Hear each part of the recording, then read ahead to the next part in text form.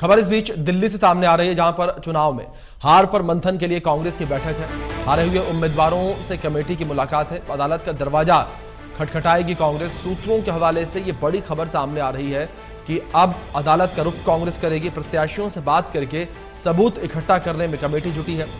ये बड़ी खबर है जो इस बीच सामने आ रही है। करण दलाल की अध्यक्षता वाली कमेटी जो है वो हारे हुए प्रत्याशियों से बातचीत कर रही है। करण दलाल की अध्यक्षता वाली कमेटी जांच कर रही है।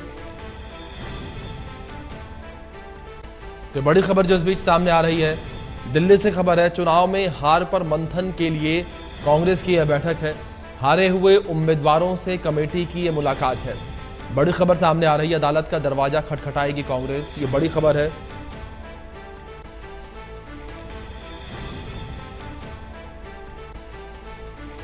करण दलाल की अध्यक्षता वाली कमेटी जांच कर रही है। ये बड़ी खबर इस बीच सामने आ रही है। दिल्ली से खबर है।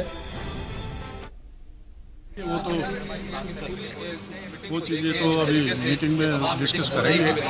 जो चीज़ें आई हैं सामने वो हम सब मीटिंग में रखेंगे। मीटिंग के बाद तय करेंगे जो भी पक्ष। लेकिन क्या कांग्रेस पार्टी हरियाणा में हारी नहीं है, हराया गया है, जो कि पूरी उससे कह सकते हैं कि सारा सरकारी तंत्र, प्रशासन और खासकर जिला लेवल पे जो प्रशासनिक अधिकारी है उनकी उससे ये चीज़ें हुई है।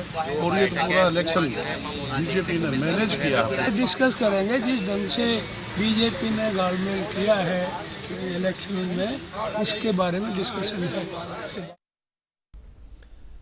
तो यहाँ पर जिस तरीके से चुनाव में हार मिली कांग्रेस को, उसको लेकर मंथन कांग्रेस का जारी है। हारे हुए उम्मीदवारों से जो है चर्चा की जा रही है, मंथन किया जा रहा है और दूसरी ओर सबूत भी इकट्ठा किए जा रहे हैं। और इन सबूतों के आधार पर कांग्रेस अब जो है अदालत का दरवाजा खटखटाएगी। अदालत का रुख जो है कांग्रेस करेगी। सूत्रों के हवाले से यह खबर भी निकलकर सामने आई है। और करण दलाल की अध्यक्षता में ये 1-to-1 चर्चा की जा रही है। विधायकों से जो है बातचीत की जा रही है। और चुनाव में जिस तरीके से हार मिली है कांग्रेस को, उसको लेकर मंथन कांग्रेस की ओर से जारी है। कांग्रेस मंथन कर रही है, विचार विमर्श कर रही है, हारे हुए उम्मीदवारों से बातचीत कर रही है। और ये कमेटी जो है उम्मीदवारों से मुलाकात करेगी। अदालत का दरवाजा खटखटाएगी कांग्रेस। सूत्रों के हवाले से यह भी खबर निकलकर सामने आई। तो हरियाणा में जिस तरीके से कांग्रेस को हार मिली है, उसको लेकर मंथन लगातार जारी है। हमारे ब्यूरो चीफ दीपक शर्मा हमारे साथ जुड़ गए, सीधे उनका रुख कर लेते हैं। दीपक, जानकारी आप सबसे पहले यही चाहेंगे इस मीटिंग को लेकर, क्या अपडेट फिलहाल इस मीटिंग को लेकर मिल पा रही है? किस तरीके से कमेटी में कौन कौन, और मीटिंग को लेकर क्या जानकारी, कब तक शुरू होगी मीटिंग या शुरू हो चुकी है? जी बिल्कुल, सीधा तस्वीरें भी दिखाना चाहेंगे। जी बात करें तो ये बैठक इस वक्त चल रही है, जहाँ पर अगर बात करें तो तमाम जो प्रत्याशी थे, जो 52 ऐसे प्रत्याशी थे जिन्होंने हार का सामना करा था, 52 ऐसे प्रत्याशी थे जिन्होंने हार का सामना करना पड़ा था, उनसे राय ली जा रही है। हमें वो यहाँ पर यहाँ पर रखेंगे। ये कमेटी कांग्रेस के द्वारा बनाई गई है। 9 सदस्यीय कमेटी, शुरुआत की 8 सदस्य कमेटी के अंदर थे। इन 8 सदस्यों के बाद एक नीरज शर्मा को इसमें जोड़ा गया। 9 सदस्यीय कमेटी होगी थी। हालांकि ये भी कहा गया कि जरूरत पड़ने पर और लोगों को भी साथ जोड़ा जाएगा।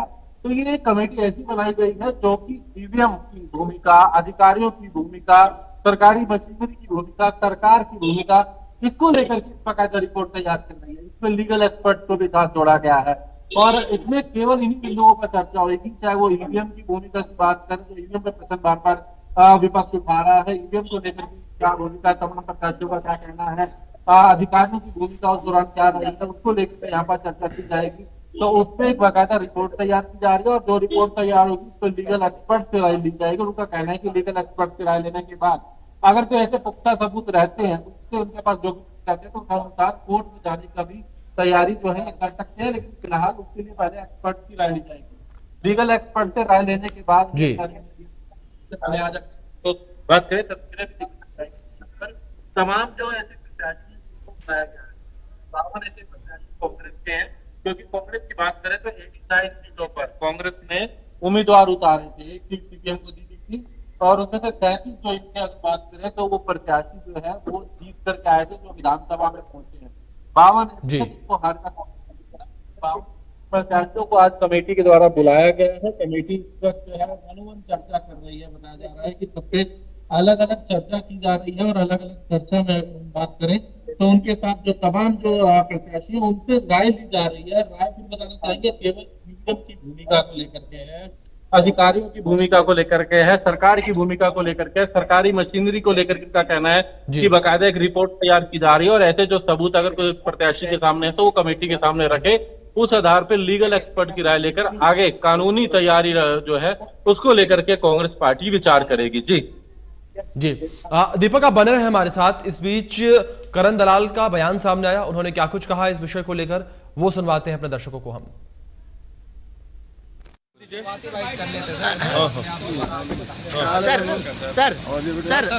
सर क्या है आज की मीटिंग का एजेंडा, क्या है और कौन कौन लोग शामिल होंगे?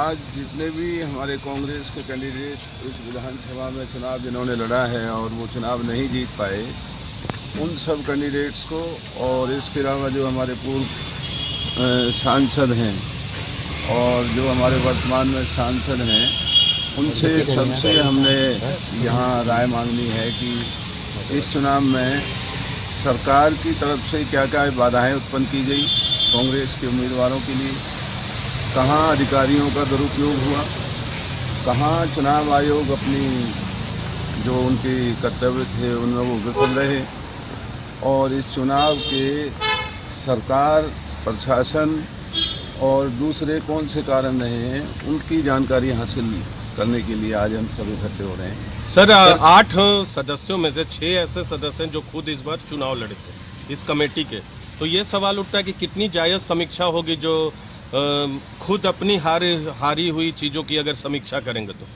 ये सवाल उठ रहे हैं।